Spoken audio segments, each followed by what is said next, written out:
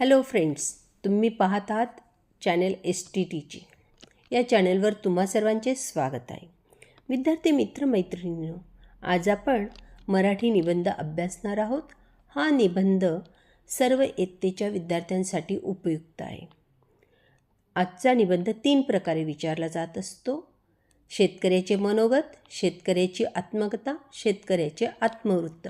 अशा तिन्ही पद्धतीने तो विचारण्यात येत असतो. चला तर मग मुलांनो, निबंधाकडे वळूया. निबंधाचे नाव आहे शेतकऱ्याचे मनोगत. डोळ्याचं पण पाहते, काटापायात रुतते, काटापायात रुतते, लाल रंगत सांडते, लाल रंगत सांडते, हिरवंसं पण फुलते. रानातल्या पिकाच्या वाढीबरोबर माझे हिरव्यागार रानाचे स्वप्न फुलत असते आणि मी मनातल्या मनात खुश होत असतो. हिरव्यागार रानाला पाहून पायात टोचलेल्या काट्यांचे व सांडणाऱ्या रक्ताचे काहीच वाटत नाही. यावर्षी शेतातल्या बहारदार पिकाने सर्व कर्ज फिटून जाईल अशी आशा करून मी घराकडे फिरलो. 15-20 दिवसांनी पीक काढणीला सुरुवात होईल.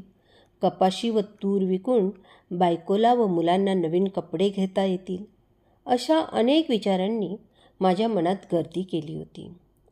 शेतातून घरी केव्हा पोचलो ते कळले देखील नाही. रात्री झोपेतही हिरव्या रानाचे स्वप्न पडत होते. सकाळी उठलो आणि सर्व कामे आटोपून शेताकडे मोर्चा वळवला. दिवसभर शेतात काम करून संध्याकाळी घरी निघण्याच्या तयारीत असतानाच अचानक आकाशात काळे ढग जमा झाले. ढगांचा गडगडाट ऐकून माझ्या छातीत धस्स झाले आणि मी मटकन खाली बसलो. थोड्याच वेळात अक्राळ विक्राळ रूप धारण करून आलेला पाऊस बरसला आणि माझी सर्व स्वप्न मातीत तुडवून गेला. त्याला थोडीशी दयामाया वाटली नाही. माझ्या हातातोंडाशी आलेलं पीक असं मातीत तुडून जाणाऱ्या पावसाला ओरडून सांगावंसं वाटतं, का केलेस तू असं? कोणत्या गुन्ह्याची शिक्षा दिलीस मला? कपाशीला लगडलेल्या शुभ्र चांदण्यांना मातीत चिखल होऊन पाहताना मन कळवळून उठलं.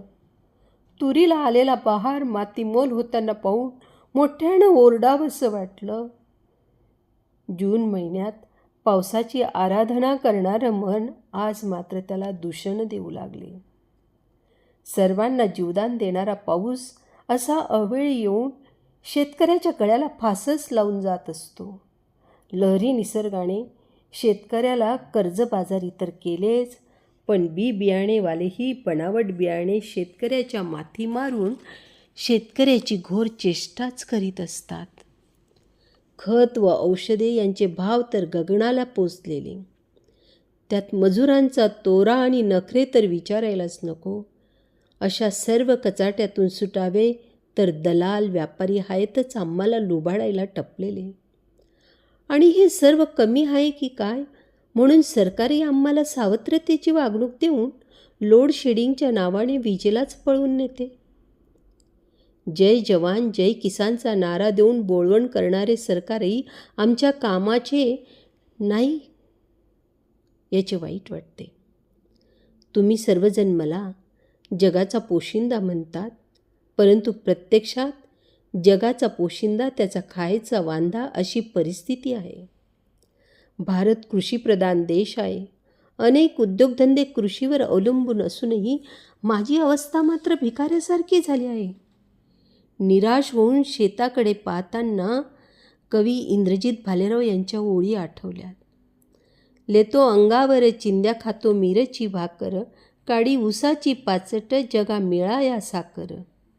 किती अचूक शब्दात कवी इंद्रजित भालेराव यांनी माझे जीवन रेखाटले आहे.